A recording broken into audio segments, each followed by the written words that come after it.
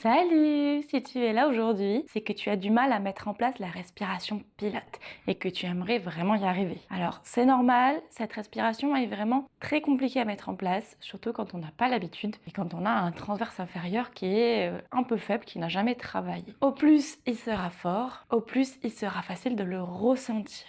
C'est une respiration qui demande à avoir vraiment un gainage profond et surtout sur une longue période. C'est-à-dire qu'il y a une endurance musculaire à avoir et ça aussi, c'est pas évident. Si tu ne l'as pas encore vu et que tu veux en savoir un petit peu plus sur l'anatomie, le fonctionnement de cette respiration et pourquoi on te demande de la pratiquer, je t'invite à aller la voir de suite. Tu pourras aussi trouver mon e-book que je te mets en description. Donc vraiment, il est construit de façon logique, progressive, avec des illustrations que j'ai fait moi-même, afin que tu comprennes vraiment le pourquoi du comment de cette respiration. On va la pratiquer pas à pas, tu auras juste besoin de ton tapis. Quand tu es prête, on y va. Pour cette respiration, il y a 3 paramètres à prendre en compte. L'engagement du périnée, l'engagement du transverse inférieur et également une inspiration costale, une inspiration au niveau thoracique, au niveau de la poitrine. Pourquoi? Ton périnée est lié au mouvement du bassin. Lorsque ton périnée s'engage, ton bassin s'ouvre et ça vient automatiquement engager le transverse inférieur qui lui, par réflexe, va venir faire engager le muscle transverse profond, ta gaine, là qui part du dos, qui vient jusqu'à l'avant. Et pourquoi une inspiration thoracique? Parce que lorsque tu auras engagé ton ventre sur l'expiration, tu vas avoir besoin de garder ce gainage pendant tout ton exercice, donc à l'inspiration aussi. Et ouvrir les côtes, ça permet de maintenir un diaphragme haut, donc qui sera monté au maximum sur l'expiration par l'engagement des abdominaux profonds. Les organes y sont suspendus, donc le ventre pourra rester plat, les abdominaux engagés, et ainsi tu seras en gainage tout le long de ton exercice. Ainsi, la gestion de tes pressions intra-abdominales sera optimale. Tu protégeras ton dos et ton périnée. On va commencer justement par ce périnée. Pour le ressentir, tu auras besoin d'avoir les os des fesses enfoncés dans un support dur, donc tu vas venir t'asseoir en tailleur. Hola, c'est la moi du montage. J'aimerais faire une petite rectification par rapport au périnée. Je vais beaucoup en parler dans cette vidéo, mais c'est surtout pour les débutantes qui n'ont pas de problème de périnée, pas de problème de fuite urinaire, etc. et qui ont envie de ressentir ce qui se passe dans leur corps. Parce que l'engagement du périnée aide à ressentir l'engagement du transverse inférieur de façon plus intense. Maintenant, c'est pas obligatoire. Si ton périnée va bien, s'il fonctionne normalement, il est censé s'engager de lui-même sur l'expiration. Donc, le plus important, c'est l'engagement du bas du ventre. Un périnée, au contraire, trop actif, trop intensément contracté, trop souvent, donc on dit un périnée hypertonique, souvent c'est les personnes stressées qui ont un périnée hypertonique, peuvent également créer des problèmes. Donc ne force pas sur le périnée. Si t'as pas de soucis, c'est bien de le faire de temps en temps, surtout dans les exercices qui nécessitent beaucoup d'efforts au niveau du ventre, au niveau du dos. Si c'est pas le cas, ça sert à rien. Si tu as des soucis avec ce périnée justement de fuite urinaire, de descente d'organes, etc., si tu as du mal à le ressentir dans son engagement, c'est peut-être qu'il est justement hypertonique. Dans tous les cas, il est indispensable, au moindre doute, d'aller consulter un professionnel de la santé qui est qualifié, un kiné par exemple. L'importance ici est que tu aies les genoux relâchés, les fesses relâchées, que tu sentes bien tes os des fesses dans le sol, que ton dos soit étiré, tes épaules également relâchées. Si tu as envie, tu peux fermer tes yeux et tu vas venir te concentrer sur le poids de ton corps dans le sol et essaie de relâcher l'intérieur de ton bassin au maximum. T'imagines qu'il s'ouvre, que ton vagin s'ouvre, que tout est relâché en bas. Et ici, tu vas avoir plusieurs images. Soit tu imagines que tu as une envie pressante d'aller aux toilettes, que tu ne peux pas y aller. Il faut que tu te retiennes. Donc ça va te permettre d'engager l'entièreté de ton périnée. Autre image, tu peux visualiser un spaghetti cuit à l'intérieur de ton vagin que tu vas vouloir aspirer à l'intérieur. Là, ce sera plus évident de ressentir la partie antérieure de ton périnée que la partie postérieure. Mais c'est pas grave. Le plus important est que tu ressentes que ça se contracte à l'intérieur. Essaie de voir ce que tu ressens ici. Normalement, si tu arrives à l'engager ce périnée et à le relâcher, les deux sont aussi importants l'un que l'autre. Périnée bien relâché permet une meilleure contraction derrière. Si tu es bien dans le périnée, Normalement, tu ressens une poussée de tes os pointus là, des fesses dans le sol. Tu sens peut-être qu'ils se rapprochent. Et à l'intérieur, tu as une impression de remonter. Donc une sensation de rapprochement et de montée à l'intérieur. Ok? C'est bon pour toi? On passe à la suite. Pour la suite, je vais te demander de t'allonger sur le dos. Ce sera plus simple. L'idéal, c'est de passer par le côté pour éviter de se faire mal au dos. On va placer le dos bien à plat dans le sol. Donc tu vas soulever ton bassin, donc en amenant ton pubis vers ton nombril. Tu vas attraper tes hanches ici et tout en soufflant, tu vas pousser ton bassin vers tes pieds. Et là, tout ton dos s'allonge. Tu peux le déposer au sol. Tu vas placer les mains dans le bas de ton ventre, vraiment au niveau des aines, là où les cuisses se plient. Les mains sont à plat, les épaules sont relâchées. De nouveau, tu peux fermer les yeux si tu en as envie. La nuque est longue, donc dépose l'arrière de la tête au sol. Et viens respirer dans le ventre. Donc là, essaie de ne pas forcer du tout dans ton ventre, mais vraiment de le laisser se ramollir, se relâcher et aller et venir à son rythme.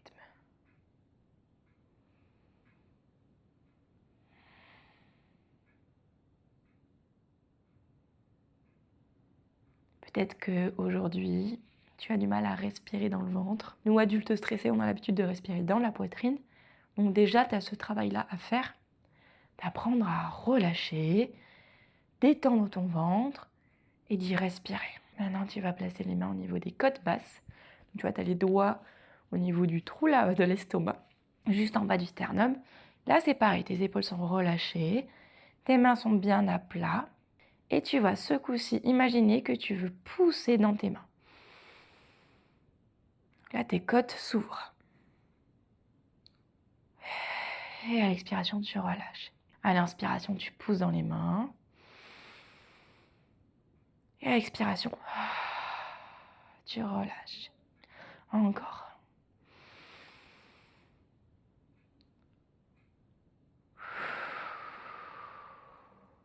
Une dernière.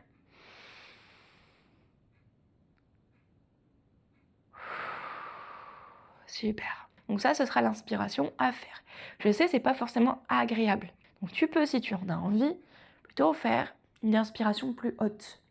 Inspiration plus haute, donc tu peux amener une main toujours au niveau des côtes basses et l'autre main au niveau du sternum.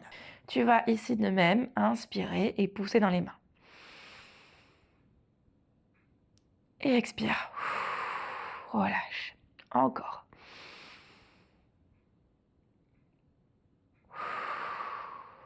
Une dernière.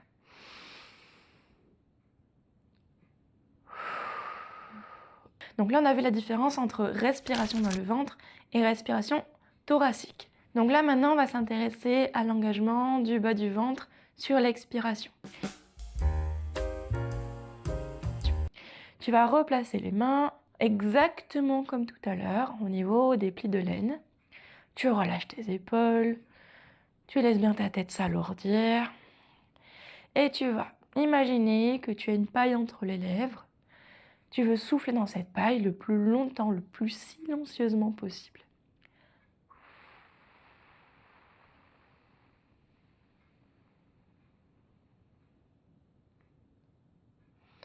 Et à l'inspiration, tu relâches le ventre. Tu ne pousses pas dedans, juste tu le relâches.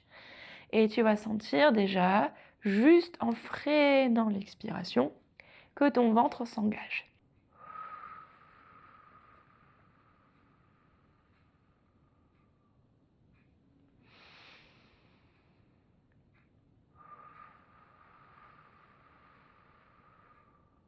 C'est peut-être difficile la première fois. Comme je t'expliquais tout à l'heure, si tu n'as pas l'habitude de travailler ton transverse inférieur, il a peut-être du mal à se mobiliser, à s'engager aujourd'hui. Donc c'est pas grave. Il faut de la pratique, il faut du temps. Laisse-toi le temps et ne baisse pas les bras.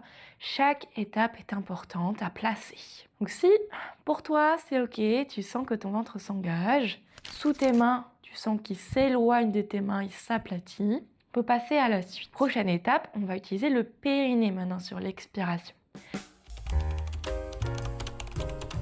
Donc d'abord, tu engages le périnée. C'est le premier, c'est le starter, c'est le début de tout. Il est tout en bas, c'est lui qui s'engage en premier. Le spaghetti, l'envie pressante, tu choisis l'image qui te convient le mieux, tu relâches bien tes fessiers, tu relâches tes cuisses. D'abord, ton périnée s'engage, et ensuite, paille entre les lèvres.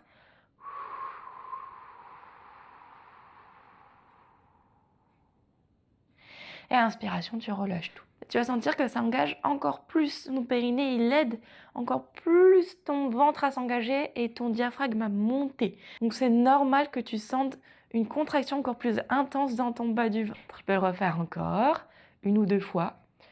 Le périnée en premier, et ensuite le ventre, par la paille.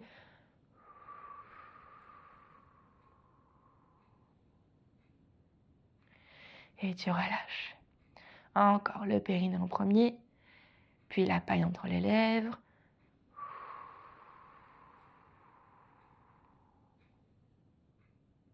Et tu relâches. Pour sentir au max les ressentis de tout ce qui se passe dans ton ventre, tu vas garder une main dans le bas du ventre pour t'assurer que ton bas du ventre s'engage et tu vas placer l'autre main au niveau des côtes basses. De nouveau, tu recommences, t'engages le périnée puis t'imagines la paille entre les lèvres et t'expires jusqu'à vider les poumons complètement.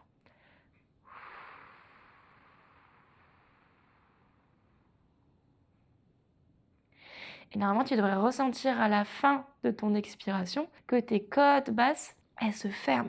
Elles s'afferment et elles s'abaissent.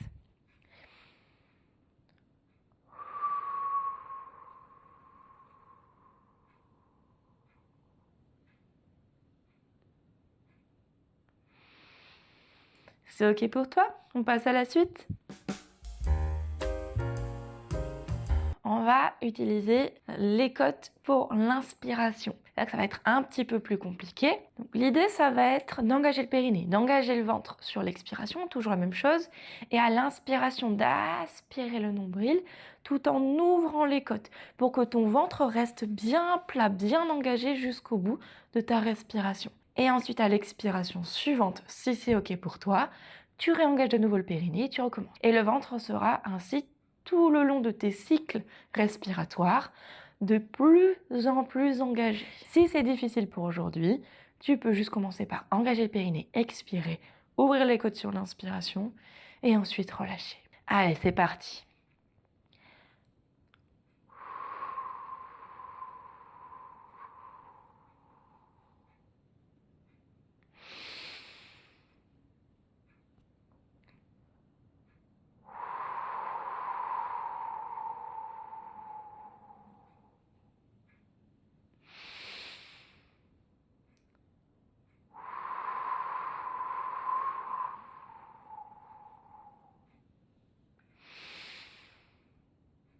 Ok, relâche. Super, ça c'est la respiration pilates dans la posture la plus simple, sur le dos, où tu n'as pas d'effort à faire au niveau de la posture. Maintenant, on va travailler dans d'autres postures. On va passer à 4 pattes. Ici, on va chercher à avoir les épaules légèrement à l'arrière des poignets. Tu vois, le bassin légèrement à l'arrière du genou pour aider ton dos à s'aplatir. Si tu es là, au-dessus de tes mains, automatiquement, tu as tes lombaires qui se creusent. Donc, pousse dans tes mains et viens chercher un allongement dans tes lombaires. Et on recommence. D'abord, tu engages le périnée, donc l'envie pressante, le spaghetti, choisis ce qui te convient le mieux. Puis le ventre, si tu veux, tu peux poser une main sur le bas du ventre. La paille entre les lèvres. Tu souffles jusqu'au bout. Et à l'inspiration, tu ouvres les côtes. Et tu maintiens ton ventre aspiré. Et de nouveau, t'expires. Garde le ventre engagé. Inspire. Ton ventre, ton nombril sont aspirés. De nouveau, périnée, expire. Inspire. Et va chercher plus loin à chaque fois. Pousse dans les mains, cherche à t'allonger. Inspire. Ok, super, relâche. Donc une fois que tu l'as pratiqué allongé, que c'est acquis, que tu l'as pratiqué à 4 pattes, que c'est acquis aussi, tu peux le faire dans d'autres postures. Assis, donc à genoux, en tailleur, allongé sur le côté en ayant les genoux vers le ventre. Et ici, la hanche qui s'éloigne du sol, le dos bien droit également. Tu peux la pratiquer ici aussi. Maintenant, on va aller un peu plus loin. Donc ça, c'est si tu es OK. Si pour toi, toutes ces étapes sont bien en place, on va aller chercher une posture de gainage. Posture de gainage, tu reviens à quatre pattes. Tu as les mains à l'avant des épaules et le bassin à l'arrière des genoux. Tu peux chercher à avancer encore un petit peu plus tes mains. Tu vas commencer dès maintenant à engager ton périnée et ton ventre, donc de la même façon. Paille entre les lèvres, le périnée en premier. Basculer vers l'avant, engage les fessiers et viens te placer en planche ici sur les genoux. Donc tu as de nouveau les épaules au-dessus des mains. Ton ventre est engagé. On va rester ici plusieurs fois. T'engages le périnée, t'expires. T'engages le ventre. Inspire dans les côtes. Garde le nombril engagé. Aspire-le. Encore. Engage le périnée. Expire. Pousse dans les mains. Continue à t'allonger. Inspire dans les côtes. Garde le ventre engagé. Expire. Engage le périnée. Tu peux le faire plusieurs fois ici, plusieurs cycles. Quand c'est assez pour toi, tu peux relâcher vers l'arrière, ouvre les genoux, posture de l'enfant. Voilà, donc on voit où tu en es. Est-ce que c'était plutôt facile pour toi? Tu peux passer à l'étape suivante. Est-ce que c'était encore compliqué? Et du coup, l'idéal, c'est de continuer à pratiquer ce gainage un petit peu chaque jour jusqu'à ce que tu sentes que ça devienne un automatisme. Si pour toi c'est OK, on va passer à la suite.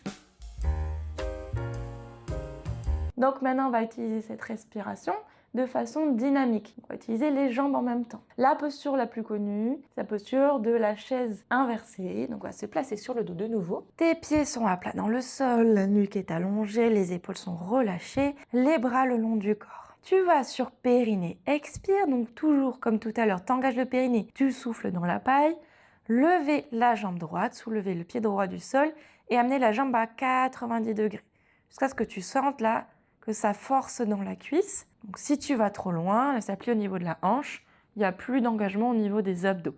Nous, ce qu'on veut, c'est de garder la sangle abdominale tonique. Donc tu vas ramener le genou bien au-dessus de la hanche, avoir un angle à 90 degrés. Quand tu es prêt, tu fais pareil de l'autre côté. Tu engages le périnée, tu expires. Tu soulèves la jambe gauche et tu alignes les deux genoux l'un à côté de l'autre. Tes épaules sont bien à plat dans le sol et sont relâchées. Tes bras le long du corps. Donc ici, on va à l'inspiration. Tu ouvres les côtes, tu engages le ventre, tu déposes les orteils au sol.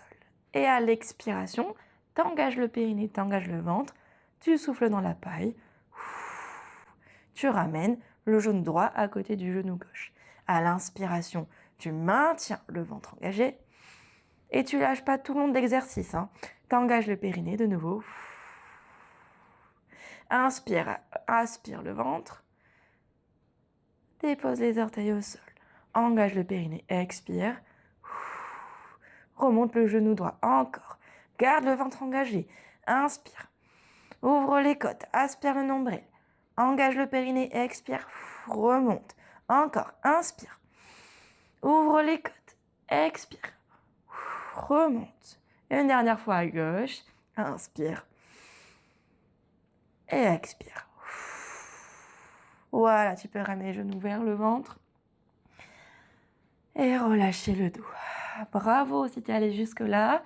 C'est que pour toi, la respiration Pilates, c'est plutôt acquis. Et tu peux donc la pratiquer dans toutes les vidéos de Pilates que tu vois sur Internet. Si la respiration est OK, tu peux tout pratiquer. Pense bien à chaque étape. T'engages le périnée, t'expires, tu souffles dans la paille, tu maintiens le ventre engagé, tu aspires le nombril tout en ouvrant les côtes. À l'inspiration, et de nouveau, tu gardes engagé, t'engages le périnée, t'expires plusieurs fois de suite. C'est ça qui est difficile, c'est cette endurance musculaire où tu vas devoir maintenir le ventre engagé tout en bougeant. Donc prends le temps de progresser, d'aller de plus en plus loin, de chercher des exercices de plus en plus difficiles. N'hésite pas à me dire si cette vidéo t'a plu. Je te souhaite une très belle journée et je te dis à bientôt.